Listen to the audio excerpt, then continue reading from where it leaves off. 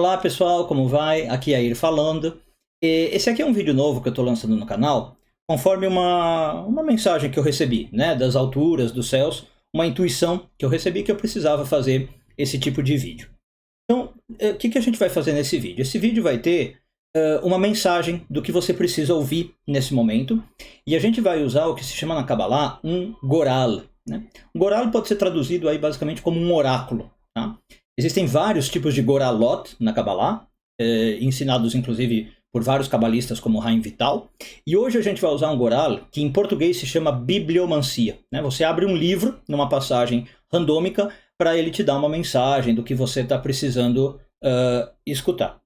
E no nosso caso a gente vai usar o Tanakh, a Bíblia hebraica. Tá? Poderia usar vários livros, poderia usar o Zohar, poderia usar o Talmud, né? Tem gente que usa só uma parte da Bíblia, os Salmos, mas a gente vai usar o Tanakh inteiro e ver a mensagem que sai para você. Tá? Bom, então como é que vai funcionar? Como esse é o primeiro vídeo, talvez vocês não saibam, agora eu vou pôr aí na tela 3 objetos para você escolher, tá? E você vai escolher o objeto que mais te chamar a atenção ou que a sua consciência pedir para você escolher, tá? E aí você vai então para a parte da leitura relacionada com esse objeto. Tá? Então você vai ter o objeto número 1, número 2, número 3. E aqui embaixo você vê a minutagem, né? Em que minuto que eu começo a fazer a bibliomancia, o goral desse objeto. Se você não sentir que consegue escolher um objeto, se você preferir, depois de colocar os 3 objetos na tela, eu vou fazer também de uma maneira randômica. Ou seja, você pode deixar que o universo escolha para você, né? Ou que talvez Deus escolha para você. E aí você deixa então os números girando, você pausa o vídeo e no número que pausar é a mensagem que você tem que ler. Tá? Aí de novo você vai lá para a minutagem correspondente. Então vamos lá, vamos para a tela, escolher os objetos, depois a tela randômica, se você não quiser escolher, e aí você vai para a sua leitura, tá bom?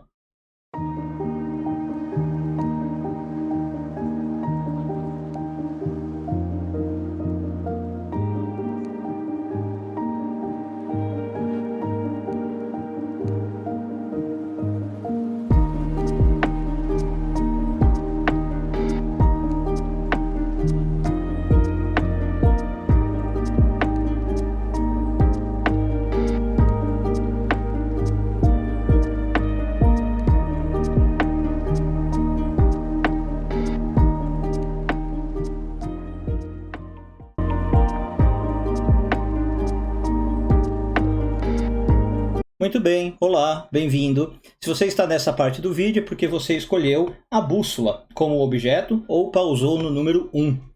E a gente vai então, como eu falei, usar aqui o Tanakh, né, um livro sagrado do judaísmo, a Bíblia hebraica, para ver a mensagem que sai para você. Então eu vou abrir aqui fisicamente o livro, mas eu projeto também na lousa o versículo que saiu.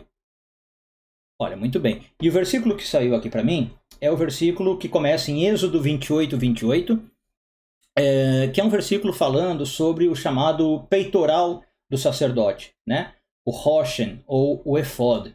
E veja que esse versículo fala, então, como esse peitoral ele tem que estar ligado com os anéis, né? Passando por cima com um cordão, e tinha que ser azul, e que tinha que ser muito esmerado, né?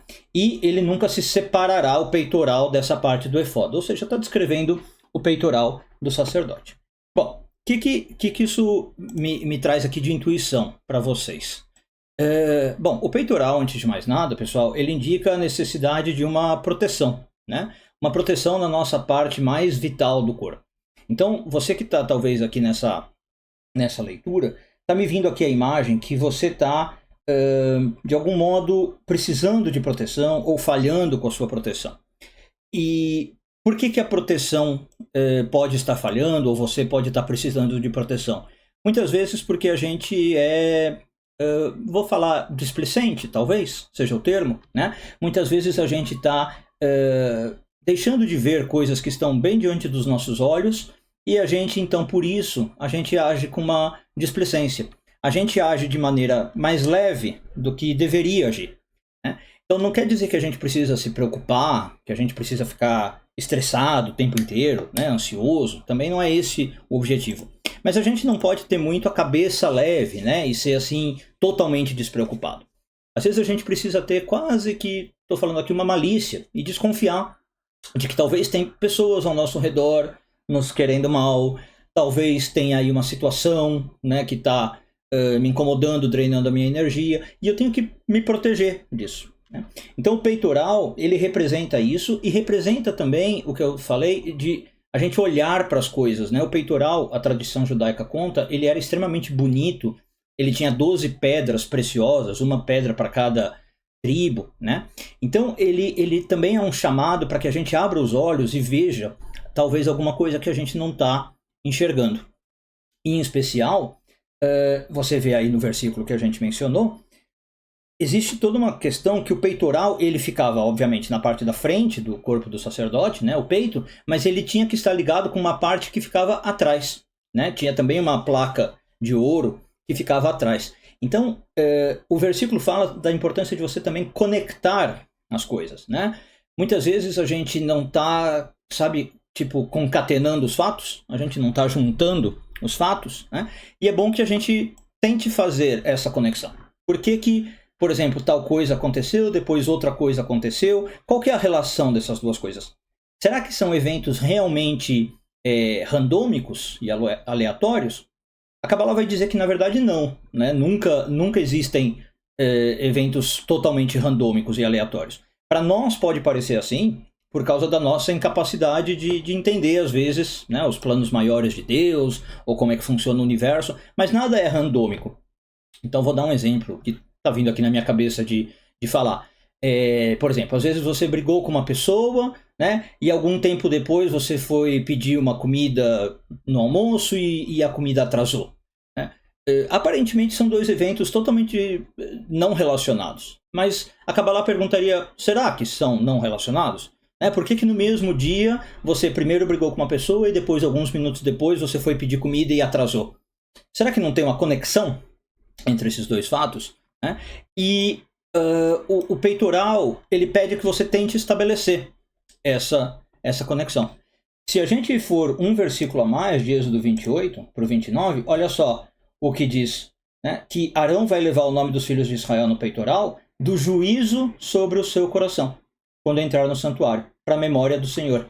Então tá vendo? Aparece a ideia de que a gente está precisando fazer um juízo no nosso coração. O que significa isso? Tem algo que a gente não está vendo, como eu falei, eu não estou conseguindo definir alguma coisa ou perceber alguma coisa. O que é um juízo, né? Eu dar uma sentença, eu falar, bom, entendi o caso é esse, né? A, B, C. Então aqui também pode estar indicando que você que escolheu a bússola está um pouco perdido no sentido de estabelecer nome, dar nome aos bois. E essa mensagem está pedindo que você faça isso, que você não tenha medo de julgar. Em geral, a gente fala que julgar é muito negativo, né? A gente aprende que julgar é negativo. E de fato é, mas a gente está falando de um julgar negativo quando a gente fica julgando as pessoas, por exemplo, sem conhecê-las, né? Sem a gente saber do que a gente está falando. E principalmente, eu sempre digo isso, a gente julga as pessoas e a gente esquece que a gente não é juiz, a gente não tem essa função. Mas aqui eu estou falando de um julgar que é você com você. É um julgar, você julgar alguma situação da sua vida, né? Então você julgar, por exemplo, o seu trabalho tá indo como você quer ou tem alguma coisa para mudar. A sua relação, né? O seu jeito de agir, esse tipo de julgamento, esse é um julgamento positivo, né? É um julgamento que vem de uma reflexão interna, que vem de uma autoconsciência, de um autoconhecimento. E quando você fizer isso, veja também que aparece aí uma questão interessante. Vamos lembrar que todo esse peitoral, a gente está falando do sacerdote, que ele ia usar no santuário, como está escrito aí, que é o Mishkan, né, o tabernáculo, e ele era feito para uma conexão com o divino, né? Esse peitoral, ele era uma das principais ferramentas do sacerdote para se conectar com o divino. Então, quando eu faço isso, esse tipo de julgamento, e isso que essa mensagem está pedindo, realmente me clareia as coisas e eu consigo sentir, inclusive, a luz de Deus me ajudando, me iluminando. Muitas vezes, quando eu estou na situação que está saindo aqui, né, de não conseguir definir algo, de não conseguir me proteger do que eu preciso, porque eu estou com uma certa ingenuidade, eu estou, do ponto de vista cabalístico, numa escuridão, né? Talvez eu esteja aí, desculpa pela tosse, talvez eu esteja numa situação de breu e eu não consigo nem sentir a presença de Deus me protegendo e me ajudando. Então, essa mensagem também é para a gente procurar esse tipo de coisa, né? Uma conexão maior com o divino. Então, talvez, como é que está a sua conexão com Deus ultimamente? Você tem se sentido próximo de Deus? Você tem as suas práticas rituais, provavelmente, as suas práticas religiosas, espirituais, e você está fazendo essas práticas? Você está firme nelas? E muitas dessas práticas, a gente sabe na Kabbalah, elas vêm, como eu falei, para nos proteger. Essas práticas, elas nos dão uma proteção cósmica, espiritual, justamente por quê? Porque eu me ligo com uma força maior. A força maior. A maior força que existe, que é Deus. Então, é muito importante a gente ter os nossos momentos de oração, de meditação. No judaísmo você tem práticas como a lavagem das mãos, o mikve, né? E essas práticas, elas não são à toa. São rituais que nos dão energia, nos dão vida, nos dão proteção. Então, o convite que me parece que está saindo aqui nessa mensagem é isso. Você está protegido fisicamente do que tem que se proteger, mas também espiritualmente, né? Você tem feito a sua conexão com a fonte da vida, que é Deus, com a rocha da vida, para que você tenha essa solidez, né?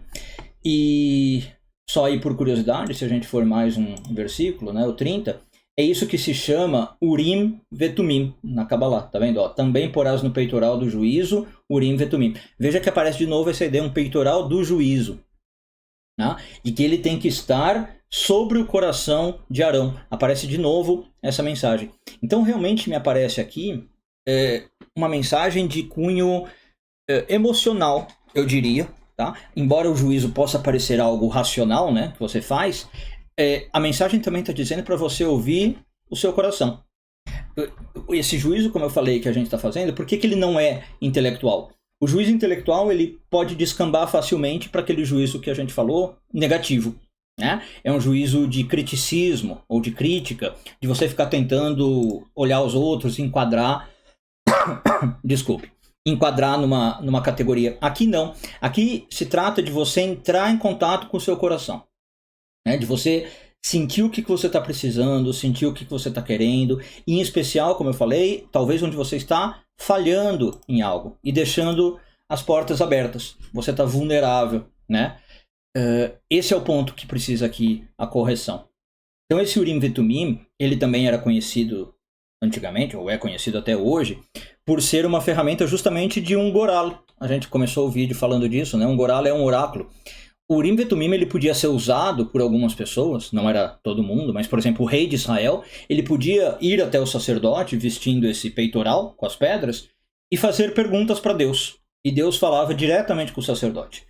Então o Urim Vetumim, que aparece na mensagem para você que escolheu esse grupo, né, a bússola ou o número 1, é também um pedido de você estabelecer uma comunicação melhor com Deus, talvez mais direta e talvez mais frequente.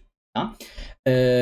Muita gente acha, de uma maneira errônea, vai dizer a Kabbalah, que a gente precisa de intermediários para chegar a Deus, né? Que a gente precisa chegar numa pessoa que é mais espiritualizada que a gente precisa de um líder religioso. E a Kabbalah fala, não, mentira. Qualquer um tem acesso direto a Deus. Né? Você pode falar diretamente com Deus e receber, inclusive, respostas. Claro que não vão ser necessariamente respostas como se você estivesse falando com uma pessoa, mas vem através de sinais, vem através de Goral, oráculo. Justamente isso que o Urim Vetumim mostra. Esse vídeo talvez é por isso, né? As pedras do Urim Vetumim, elas brilhavam, e com isso elas davam a resposta para o rei de Israel, que podia perguntar, por exemplo, justamente, eu estou indo para uma guerra, eu estou bem guarnecido, eu estou bem protegido, eu estou com todo o meu exército em dia, com as minhas armas em dia, ou tem alguma falha no meu exército que pode me pôr em risco quando eu for para a guerra? E o Urim Vetumim respondia, né? O Urim Vetumim às vezes podia aparecer e falar, olha, tem uma falha, tem algum soldado, por exemplo, no seu exército que está com medo. E esse medo que ele está sentindo se alastra para outros soldados e às vezes uma pessoa influencia todo o grupo. Sabe um pouco aquela história da maçã podre, né? Que uma maçã podre pode contaminar todo mundo.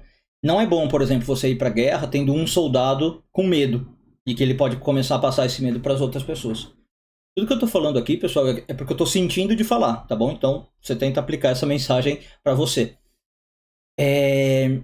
Então, esse Urim Vetumim, ele vem, como eu falei, pedindo para você estabelecer uma conexão talvez mais direta com Deus, não achar que tem intermediários, que precisa de intermediários, né? Saiba que você pode falar e pedir sinais diretamente. E outra coisa, muitas vezes a gente acha que a gente precisa de um local específico para falar com Deus, né? Então a gente tem essa mentalidade que eu preciso ir na sinagoga, por exemplo, se for o judaísmo, eu preciso ir na mesquita, se for o islamismo, eu preciso ir na igreja, né? Não, a ideia da Kabbalah é você pode falar com Deus em qualquer lugar, a qualquer hora e qualquer momento. Você pode estar na sua casa, deitado na sua cama e conversar com Deus. Você pode estar na cozinha, fazendo seus afazeres, cozinhando, lavando louça e conversar com Deus. Deus não precisa dessa restrição toda, né? Claro que existem algumas formalidades. Por exemplo, a Kabbalah diz para você não falar com Deus em locais impuros, locais de sujeira. Então, por exemplo, se você está no banheiro, se você está talvez numa área da casa onde você joga coisas, né? É meio que um depósito e fica uma energia meio ruim. Mas tirando isso, você pode falar com Deus a qualquer momento. E veja que o Urim Vetumim também representava isso. Ele era móvel, né? De tanto que ele está usado no sacerdote, o sacerdote podia ir a qualquer lugar. Então o rei podia chamar o sacerdote, o rei podia ir até o sacerdote, e esse Urim Vetumim é móvel. Então ele também mostra a importância de você ter essa conexão quase que constante com Deus, né? Uma relação pessoal com Deus. Bom, e me parece interessante a gente avançar talvez mais uns 4 versículos, que eu sei que vai falar de algo interessante, que esse sacerdote, né, também ele ia usar como parte das suas roupas, além desse peitoral, ele ia ter um sino, né, aqui ele fala uma campainha de ouro em português, mas a palavra é pa'amon, é mais para um sino, palavra hebraica, e uma romã. E claro que muitos comentaristas perguntam qual que é o simbolismo disso, né? Bom, vamos começar talvez falando do sino, e o sino ele vai trazer justamente a ideia de que o sino você, sem precisar ver, você ouve o som, né? E essa é a conexão com Deus, na maioria das vezes. A gente não vai ver Deus, a gente não vai conseguir ter essa relação mais física que a gente teria com seres humanos, né? Mas a gente consegue ouvir Deus como um sino, né? Eu não preciso estar nem perto. Veja que o sino pode estar a quilômetros de distância e pelo seu poder, pela sua força, ele se manifesta. Então essa mensagem aparece de novo também, não só no sentido, me parece, de você ouvir Deus, mas ouvir o que está sendo dito para você. O que o universo está te dizendo? Quais são as mensagens que estão chegando para você? Você tem ouvido, né? Ou você tem sido surdo para essas mensagens? E aí o simbolismo da romã, né? Que ele ficava nas bordas da roupa do sacerdote, como você vê aí, nas bordas do manto, né? A romã ela representa muita coisa na Kabbalah, mas em especial a frutificação, né? É uma fruta com muita semente. E o fato dela ter muita semente indica o quê? Um desejo enorme de crescer, de procriar, de se frutificar mesmo e de dar geração, né? De gerar uma prole.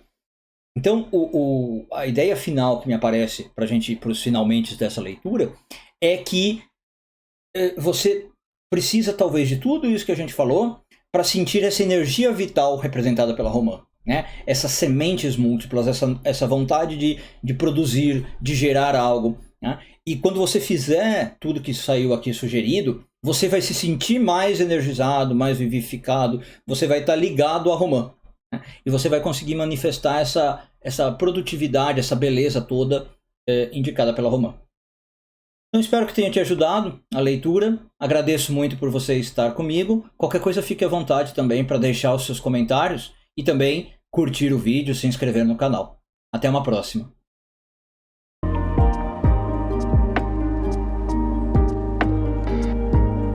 Olá, bem-vindo. Se você está vendo essa parte do vídeo é porque você escolheu o caleidoscópio ou você pausou o vídeo e caiu no número 2. Então a gente vai abrir aqui o livro, né? Como eu falei, uma bibliomancia, a gente vai usar o Tanakh, a Bíblia hebraica, abrir uma passagem para ver qual é a mensagem que sai para você, em relação ao que você talvez precise ouvir nesse momento.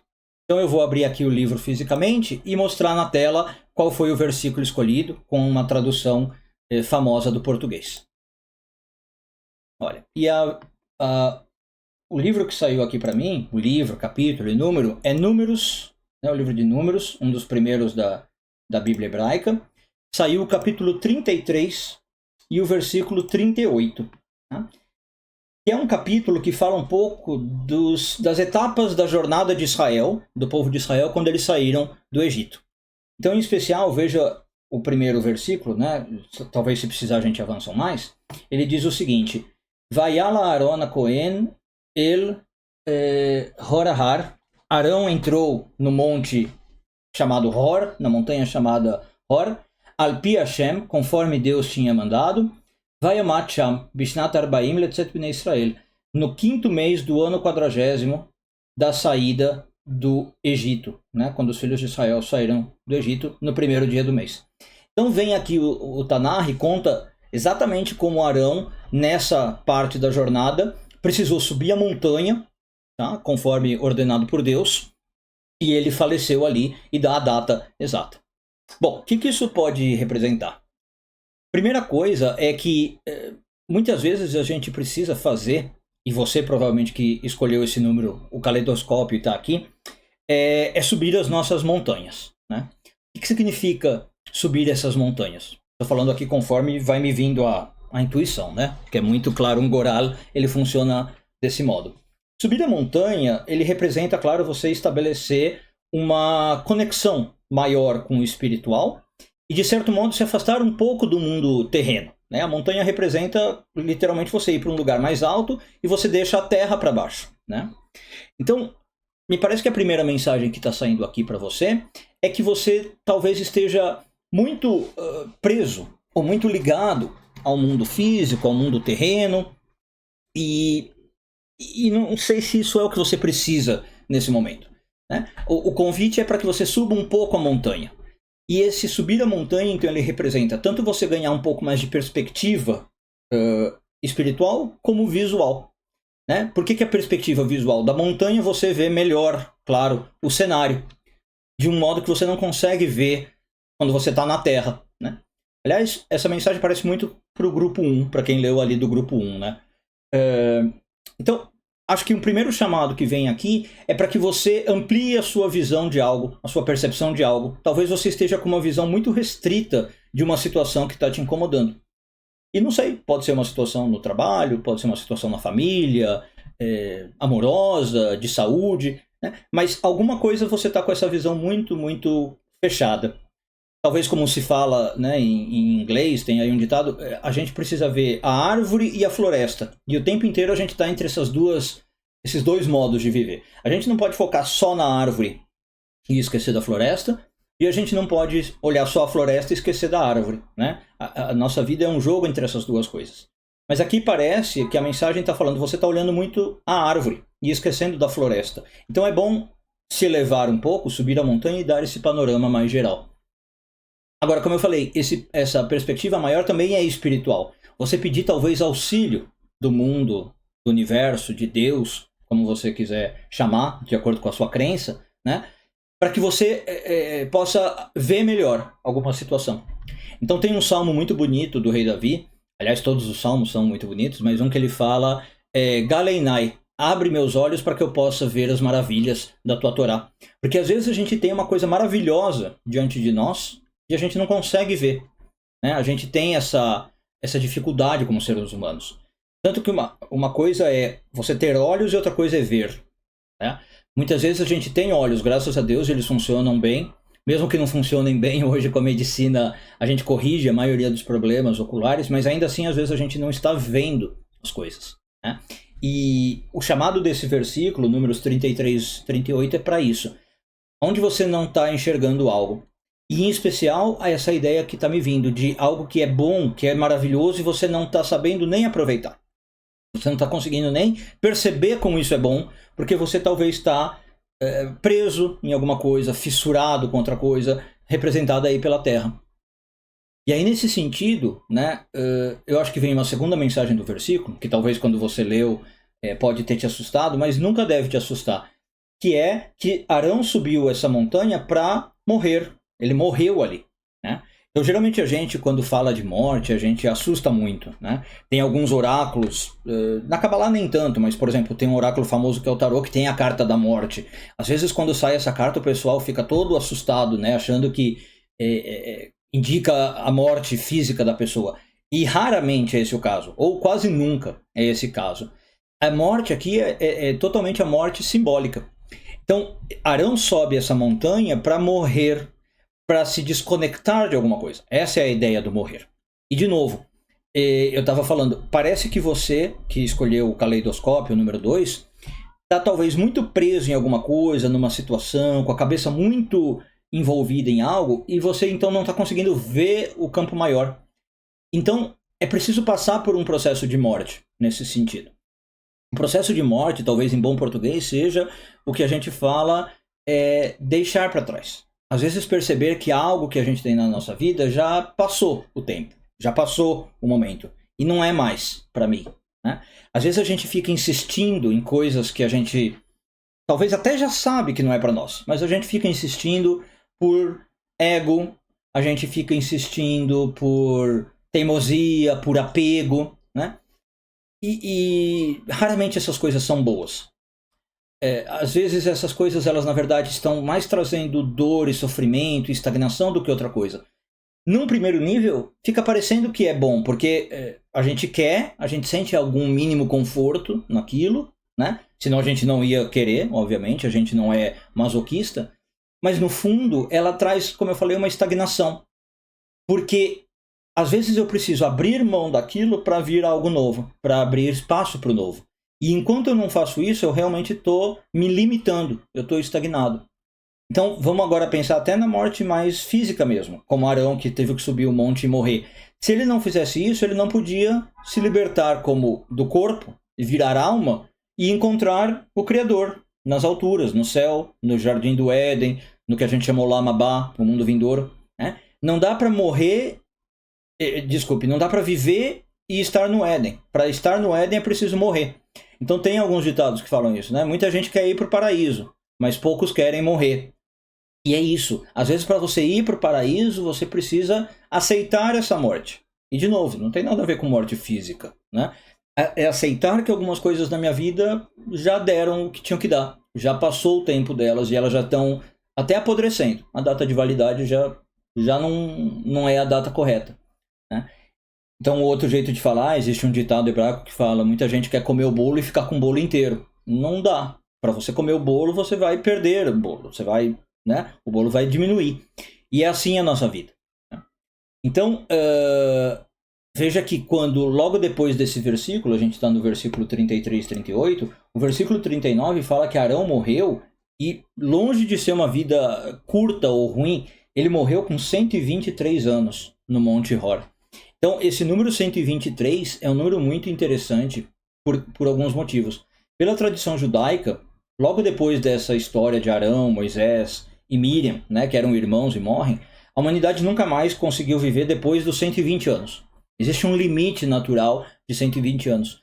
Quando Arão morre com 123 anos, isso representa que ele morreu num sentido de maior do que a vida, né? Ele conseguiu superar o limite de 120 anos. Ele morreu, mas ele teve uma vida totalmente plena, totalmente abrangente, que transcendeu muita coisa. Então a mensagem para você que escolheu o caleidoscópio e o número 2 é isso. Você precisa realmente, como se fosse quebrar as fronteiras de algo que está te segurando, algo que está te barrando, e ir para esse 123, ir além do possível. É quase que bater um recorde. Né? É ir para algo além do que você está acostumado a ficar preso. Geralmente a gente vive num mundinho que é como se a gente fosse muito bairrista. A gente tem uma zona de conforto muito, muito grande em todas as áreas. E essa mensagem está pedindo para você que você expanda para além dessa área. Né? Vai um pouquinho além da fronteira. Faça uma viagem. Vá conhecer um novo território. Vá ver a montanha em vez de ver o vale, né? A terra de onde você está. Então, aqui também agora está me aparecendo essa mensagem que você talvez precise explorar algo novo que você não tem explorado.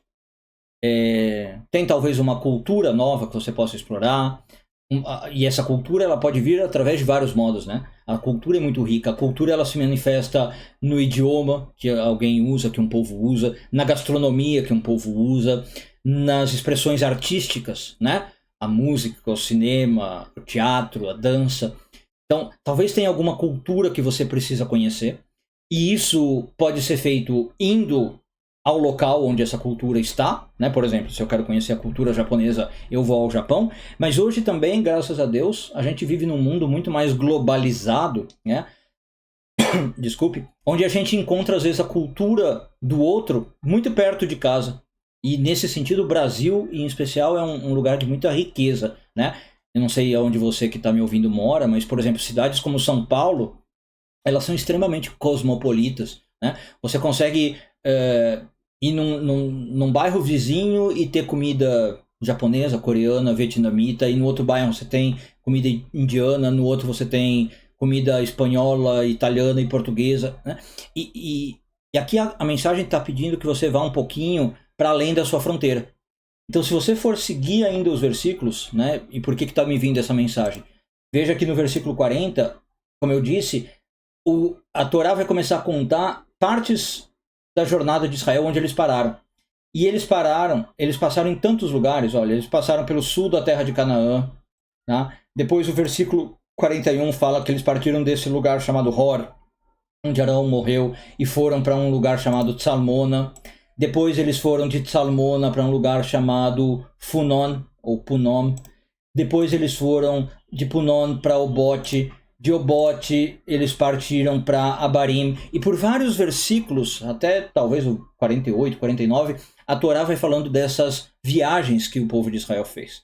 Então aqui também está tendo um convite para você, que está ouvindo essa parte do vídeo, fazer essas viagens. E como eu falei, podem ser, claro, viagens físicas, tá? Talvez, além de tudo que a gente falou, você precise viajar um pouquinho. Você precisa fazer as malas, entrar num carro, entrar num avião, entrar num trem, pegar sua moto e fazer essa viagem. Mas também, talvez, a viagem no sentido mental, intelectual. E sair daquele bairrismo que eu falei, de viver só a sua cultura. Vai ver outras terras, vai ver outras culturas, vai ver outros modos de pensar. Então essa viagem mental pode ser também nesse sentido. Tenta explorar outros modos de pensamento. Se você sempre tende a ter uma lógica e uma estratégia, muda um pouco essa estratégia, vê onde isso vai te levar. Às vezes a gente tem medo de pensar diferente, de pensar fora da caixa, né, como se fala, e não é para ter medo. A nossa mente é feita para isso. A gente é extremamente curioso, inquisitivo, a gente tem uma mentalidade feita para explorar e para bolar coisas. E aqui está tendo um convite para isso. Então, por exemplo, é muito interessante quem faz, sei lá, jogos de mente, desafios lógicos e mentais, ou esportes como xadrez. Esses profissionais, às vezes nem é profissional, às vezes a pessoa faz por hobby, né? Mas eles são muito habituados a fazer essa flexibilidade mental. Então, por exemplo, para quem joga xadrez, às vezes você tem uma abertura lá que você prefere, né? Você usa aquela abertura que já é ensaiada, você já tem passos ensaiados. Mas muitas vezes, como um bom jogador, se você tiver um treinador, ele vai te falar, por exemplo, olha, muda a abertura, para você ganhar também a flexibilidade. Né? Aprende a jogar com outras peças. Não usa sempre, abre com o peão da dama, depois põe o cavalo, depois põe o bispo. Muda um pouco, né? Para você ganhar essa flexibilidade mental. E isso faz você expandir a sua percepção, isso faz você abordar novos terrenos, novos cenários. Agora, eu estava falando então da viagem, falei que isso pode ser feito através da cultura, pode ser feito através de outras coisas. Um jeito muito interessante de fazer isso é com estudos, né? Vai estudar uma coisa nova, vai conhecer algo novo. Talvez você tenha alguma coisa que você sempre quis estudar e não se permite, né? Inclusive aí aparece esse aspecto da morte de novo. Você está morrendo não estudando algo que você quer. Por que você não está estudando o que você quer? Por que você não toma um primeiro passo e se inscreve num curso? Hoje, de novo, a gente está num mundo globalizado. Às vezes você tem uma facilidade enorme através da internet. Você consegue ver um curso online. Às vezes tem cursos grátis no YouTube mesmo. Pelo menos talvez o começo do curso. E depois você pode se inscrever. Então hoje às vezes nem dinheiro é, né, um motivo para você não estar estudando algo. Então, você tem um hobby, vai atrás. Você tem um curso que você quer fazer, seja universitário ou seja um curso livre, vai atrás. Vai estudar algo novo. E talvez vai até autodidata. Procura livros bons do assunto que você quer, compra os livros e começa a ler. Começa a ler esses livros no seu ritmo. E você também já vai começar a expandir horizontes, né? Através do estudo. Então falamos aí da cultura, da viagem, falamos do estudo, tá? Mas uma outra coisa que eu poria, e que está me vindo agora, né, nesse Goral, nesse seu oráculo, é que também você pode expandir horizontes se relacionando com as pessoas, falando com as pessoas, ou interagindo, socializando. E aí entra de novo, agora eu vou trazer a figura de Arão. Arão era muito conhecido por isso. Arão, ele entra na nossa tradição judaica, cabalística, como um verdadeiro diplomata. Arão, ele gostava de falar com as pessoas, ele gostava de ouvir.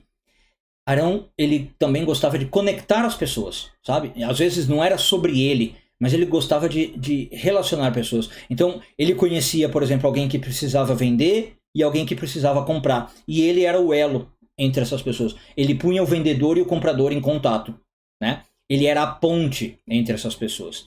E é muito interessante você ser ponte, né? Você estabelecer laços entre os outros. Você vira... claro que não tem essa figura no judaísmo, mas é como se você virasse um cupido espiritual. Não só amoroso, mas você conecta pessoas que precisam.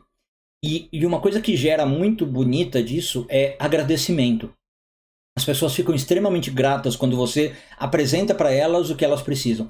Então a pessoa está procurando, sei lá, está procurando um pintor e você apresenta um pintor, né? Ou como eu falei, alguém está querendo vender a casa e alguém está querendo comprar uma casa. Talvez você conheça justamente as duas pessoas que precisavam se conhecer e se não fossem por você, elas não se conheceriam. Talvez você seja a pessoa que vai unir duas vidas, dois universos totalmente diferentes, comprador e vendedor. E não tenha medo de você ser essa ponte. Estabeleça laços entre as pessoas.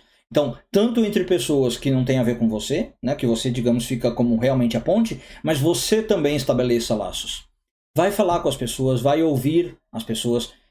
Aqui nos versículos que a gente viu, que saiu para você, o povo de Israel vai passando por todas essas jornadas dele, por todas essas partes, e obviamente que com isso eles afetam a cultura local e eles são afetados pela cultura local, né? Você nunca passa por um local totalmente ileso, totalmente imaculado. Quando você passa por um local, você deixa um pouco de você no local e você leva um pouco do local com você. Então, a sua mensagem está pedindo que você faça também um pouquinho disso.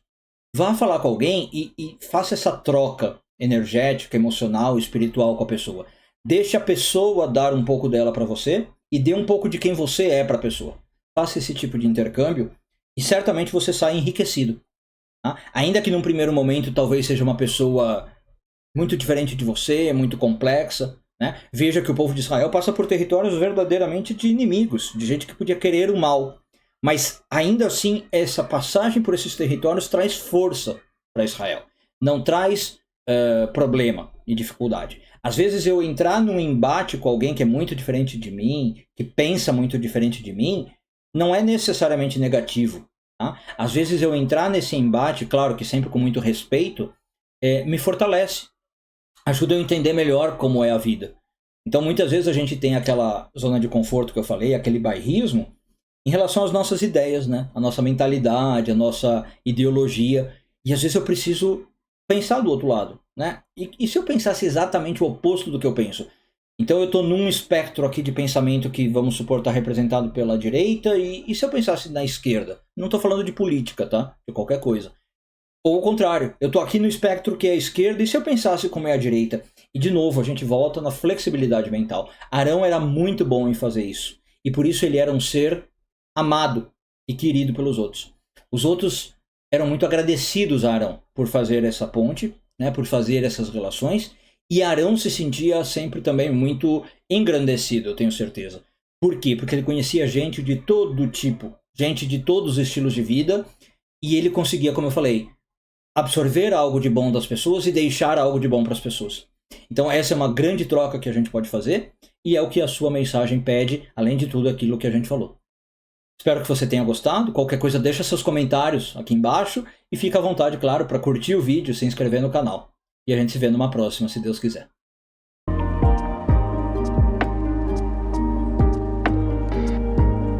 Olá, bem-vindo, como vai? Se você está nessa parte do vídeo, é porque você escolheu o livro, né? O livro em branco. E aí agora a gente vai fazer então a nossa prática de Goral, o nosso oráculo, usando a bibliomancia, como eu falei. Desculpa. A gente vai usar o Tanar, né, a Bíblia hebraica, e ver que passagem que sai de alguma mensagem que você está precisando ouvir nesse momento, né? Que você precisa saber de acordo com o que a sua intuição te guiou, de acordo com a sua escolha. Então, ou você escolheu o livro, ou você escolheu o número 3, né? Quando você pausou. Então vamos lá, vamos ver. Eu vou abrir aqui o livro fisicamente, mas vou pôr na tela o versículo que saiu para nós. Muito bem. E o versículo que saiu é do livro de Números, no capítulo 29, e o versículo inicial é o 4, mas se precisar a gente avança mais. E esse versículo, número 29, 4, né, ele fala, o contexto dele é falando sobre as oferendas que você tinha no que a Bíblia chama o Festival das Trombetas, né? Bom, o Festival das Trombetas, ele está ligado, a gente vai falar daqui a pouco, com a festa de Rosh Hashanah Yom Kippur, né? Que é conhecido como o Ano Novo e o Dia da Expiação. Mas antes da gente entrar nisso, veja que aparece a ideia de oferendas, né? Então você precisa, aparece aqui no número 24, oferecer uma décima para um cordeiro. Essa décima significa uma décima parte, né? Do que você tem, para cada um dos 7 cordeiros. E depois o versículo vai falar, eu acho que eu vou até voltar do versículo 1, apesar de a gente ter tirado 4, ó, diz o seguinte: você vai ter uma santa convocação no 7º mês, uma festa no 7º mês, no primeiro dia do mês, e como é um dia de festa, você não vai fazer nenhuma obra servil, né? Você não vai fazer trabalho, vai ser um dia de júbilo. O que sim você ia fazer nesse dia é as oferendas, que começam a partir da parte 2. Então, por holocausto, né? Holocausto é uma oferenda, com cheiro ao Senhor você vai dar um bezerro, um carneiro e 7 cordeiros, todos de 1 ano de vida. E aí, como a gente estava no versículo 4, fala qual é a parte do cordeiro, qual é a parte dos 7 carneiros, né? Então vamos lá. A primeira coisa que sai aqui, na sua mensagem, você que escolheu o livro aberto, ou o número 3, é essa importância de você estar em algum momento de celebrar. Tá? Você está precisando fazer uma festança, uma celebração de alguma coisa. E talvez você esteja para celebrar algo que já aconteceu e você ainda não celebrou, né? Você precisa celebrar alguma coisa que você deixou para trás, ou você vai ter agora, daqui a pouco, motivos para celebrar. E não é à toa que você escolheu essa mensagem. Então talvez tenha algo aí que você está em vias de conseguir, quase conseguindo, quase concluindo, e a mensagem que sai para você é: assim que conseguir, não deixe de celebrar. Sabe, é uma coisa muito importante na nossa vida, a gente celebrar as nossas conquistas. Maiores ou menores, viu? Não importa. Às vezes a gente acha que a gente só tem que celebrar grandes coisas, né? Que a gente tem que celebrar só grandes marcos. Claro, esses também. A gente tem que celebrar aniversários, a gente tem que celebrar uma promoção do emprego, coisas que não acontecem sempre, né? Mas às vezes coisas pequenas e mesmo que aconteçam sempre, tá? Por exemplo, a gente tem que celebrar o fato de a gente estar vivo diariamente. A gente tem que celebrar o fato de conseguir fazer as coisas que a gente quer, de a gente ter recursos para viver, né? Claro que alguns têm mais, alguns têm menos, mas minimamente estar vivo, poder se manter. Esses também são motivos de celebração. E como diz o versículo 1, eu vou até voltar, né? É uma convocação santa. Fazer isso é uma questão de santidade, né? O termo hebraico é Mikra Kodesh. A gente pode ler até como um evento sagrado.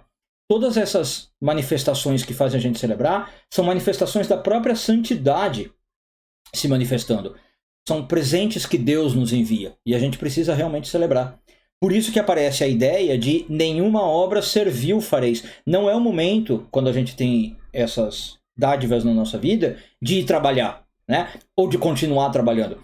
A nossa vida já é muito, né, de trabalho, de ficar na labuta, no esforço, o que a gente chama na Kabbalah o mundo de Malchut. A mensagem que saiu para você aqui no grupo 3, com o livro em branco, tá na hora de você tirar um pouquinho de férias até, né? Para de trabalhar tanto, de ligar no mundo material e vai celebrar o que você já conseguiu. Vai fazer essa celebração da sua conquista. Tem que ser, como diz aí, um dia de júbilo. Tá? E esse júbilo é a palavra Yom Truah, que eu falei para vocês. É um dia em que você tocava a trombeta. Daqui a pouco a gente vai falar um pouco mais disso. Já segundo o que está me vindo aqui, né? Mas a primeira ideia é realmente vai celebrar. Como é que você celebra? Bom, tem vários modos. Um deles, um modo, é você fazendo realmente uma festa. Como a gente celebraria um aniversário. Desculpe. Convide amigos, convide familiares, prepara uma comida gostosa, faz um churrasco, chama as pessoas para celebrar com você. Parte do segredo da celebração é convidar gente para sentir a mesma alegria que você está sentindo, para compartilhar a sua alegria. Agora, você pode celebrar também, no sentido como está saindo aqui no versículo, espiritualmente. E essa celebração espiritual pode ter outras pessoas ou não, né? Pode ser individual. Como é que é uma celebração espiritual? Bom, antigamente, no povo de Israel, era com o sacrifício. O que aqui a Bíblia portuguesa, eu estou usando a versão do Almeida, chamou de holocausto, né? Mas o que representa o sacrifício, que hoje a gente não faz mais? A gente tem que entender o simbolismo. O sacrifício, o holocausto, era o quê? Você dar uma parte do que você tem para Deus. Então, é você, basicamente, falar: Deus, eu percebi que você me fez algo bom, eu percebi que tem um motivo para celebrar, então eu vou te dar algo meu. Não porque Deus precisa algo seu. Isso é algo, claro, que todos os comentaristas falam. Deus não tem necessidade nenhuma, claro, né? Nem material, nem física. Deus não come, Deus não precisa dos seus animais. Mas qual é o simbolismo? É você dar graças a Deus. É daí que vem a expressão, é agradecer a Deus. Então, um jeito que você tem de celebrar é simplesmente mostrando a sua gratidão. Eu acho que a parte da sua mensagem, para você que escolheu aqui o grupo 3, é: demonstre sua gratidão para Deus. E como você pode demonstrar? Como eu falei, pode ser coletivamente, pode ser individualmente, falando com Deus, falando com comunicação direta. Faça numa oração pessoal, do seu modo, um agradecimento a Deus. Fala com Deus como se fosse um amigo.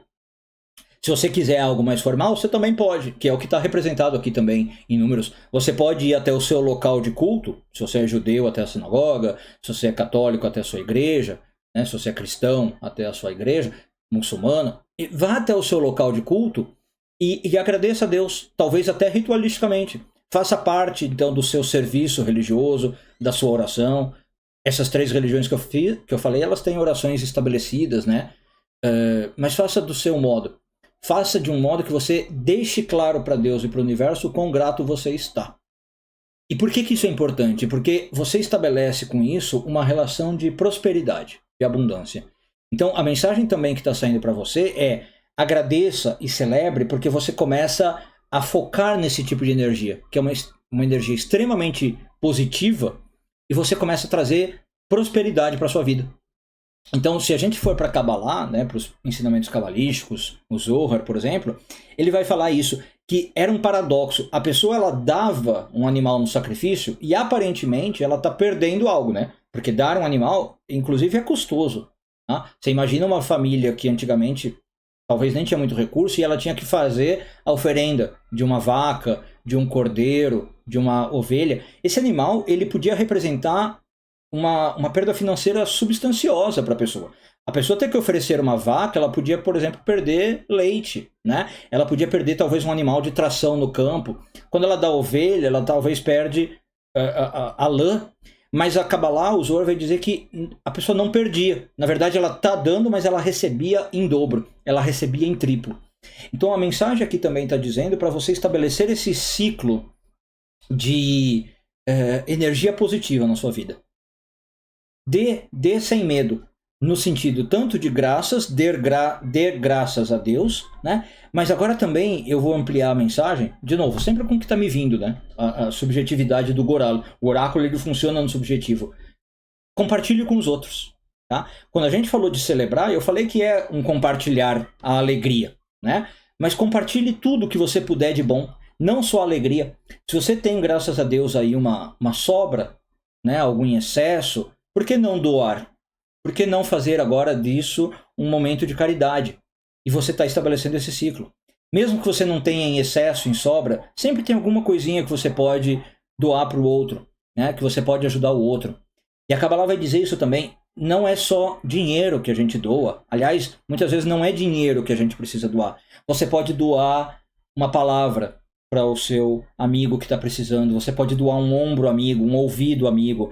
Você pode doar um tempo de lazer, né? Convida a pessoa para dar uma volta, para passear. Existem 1000 formas de doação. E a mensagem que saiu para você aqui nesse grupo é isso. Doe alguma coisa. Nem que seja por motivos egoístas. Nem que seja você doar para você receber algo em troca. Percebe? E você vai receber. É isso que diz a sua mensagem. Então você que escolheu esse grupo 3, está aqui muito essa mensagem de que você vai receber boas novas, receber coisas muito boas. e que você também está nesse momento de comemoração. Você está dando e recebendo, e isso é praticamente para que o universo foi feito. O universo foi feito assim. E aí a gente entra no segredo do que eu falei, do Yom Teruah, o dia da trombeta, que a tradução não ficou muito boa, sinceramente, o dia de júbilo, né? Mas o que é essa trombeta? É o que a gente conhece no judaísmo como o shofar, né? O shofar, ele era um instrumento de chifre de carneiro, tá? E que você tocava como uma trombeta mesmo. Imagina hoje em dia uma corneta, tá? E o que ela alude entre várias coisas? Obviamente ela é um aviso. Você sabe que, por exemplo, a trombeta ela era usada na guerra como um sinal de guerra, quando você tinha, sei lá, imagina, 10 mil soldados, e você não consegue dar uma ordem para 10 mil soldados. Como é que você dava essa ordem? Através da trombeta, né? Então você já combinava, ó, um toque é avance, 2 toques é para, né? 3 toques é recua. Aí você combinava esses sinais. Agora, a trombeta também, então, ela vem como um símbolo de dar avisos, dar uma mensagem, passar alertas, passar algum recado. Então, tá me vindo aqui a intuição de que você vai receber muito em breve um recado, né? Um recado muito bom. Por quê? Porque essa trombeta, ela representa algo espiritual no judaísmo, na Bíblia, na Torá, tá? Toda vez que a trombeta aparece na Torá e nos livros sagrados do judaísmo, ela tá ligada com isso, com algo de celebrar. Mesmo quando é para guerra, como eu falei, a gente sabe que o povo de Israel ia para a guerra, mas sempre intimamente ligado com o divino, com o Criador. Então, ela era um motivo de espiritualização. Você ia na guerra não porque era uma atitude, vamos assim, eu gosto da violência, eu gosto da guerra, a guerra me nutre, então eu vou lá e travar guerra por travar. A gente sabe que tem povos que têm isso, né, na Bíblia e talvez até hoje. Às vezes é parte do ser humano querer briga por briga. Mas a trombeta aqui, ela está representando, mesmo na hora da guerra, é um momento de alegria, de júbilo, porque eu estou conectado com o Eterno. Eu estou indo à guerra porque o Eterno me manda. Então não é à toa que um dos nomes de Deus na tradição é o Senhor da Guerra. É o Senhor que vai me falar quando eu tenho que travar uma guerra ou não. Porque se eu for travar minhas guerras, e tudo que eu estou falando, gente, está vindo aqui com uma intuição, né, dos céus, se aplica para a sua vida, tá? Se a gente trava guerras pela nossa vontade, porque eu quero, geralmente ou sempre essas guerras vão ser de ego, né? Sou eu que estou decidindo o que eu acho que eu tenho que travar ou não de guerra e tal. E aí são guerras por motivos baixos, eu vou falar assim, torpes. Não que elas sejam proibidas, mas elas são guerras que você está iniciando porque você está iniciando. É totalmente diferente de você travar guerras porque o Eterno mandou. Porque veio um aviso, veio uma trombeta que tocou e falou, vai para a guerra. Então é para você também perceber que guerras você tem travado na sua vida. E tente travar guerras que são elevadas espiritualmente, guerras que realmente são necessárias e guerras que te conectam com a espiritualidade, guerras que são por um propósito maior e principalmente, ligando com o começo da mensagem, guerras que te dão felicidade, alegria, júbilo. Se forem guerras por guerra, por uma sede de, sei lá, de matar, de brigar, de ficar mal, de vingança, não sei se essas são as guerras importantes, tá? Veja que a mensagem que sai para você, que escolheu o livro e o grupo 3, é para você comemorar, para você celebrar. Então, ainda que você tenha que fazer uma guerra, faça dessa guerra um motivo de celebração, ou que ao terminar você vai celebrar. Né? Ouça o chamado, a trombeta representa isso, ouça aonde você está sendo chamado e vá travar essas guerras que te dão alegria. Tá? E não esqueça, no final, de agradecer. Quando você acabar a guerra e ganhar, que a mensagem aqui está saindo claramente essa, você vai ganhar o que você está querendo, como eu falei, você vai receber aí avisos de alegria, convite de alegria, algo vai acontecer, a trombeta também representa isso, você vai receber uma mensagem positiva, não esqueça de agradecer. Então está me vindo muito forte essa ideia de que você em breve vai receber boas notícias. Né? Alguém vai tocar a trombeta para te contar algo bom. Alguém vai te mandar uma boa notícia, vai te contar uma novidade muito legal, talvez de algo que você está esperando há muito tempo. Né? E celebra, primeira coisa, celebra e segundo, agradeça. Na verdade, celebrar e agradecer vai junto. Né? As duas coisas sempre andam muito juntos. Então, como é que a gente celebra? É o que a gente falou.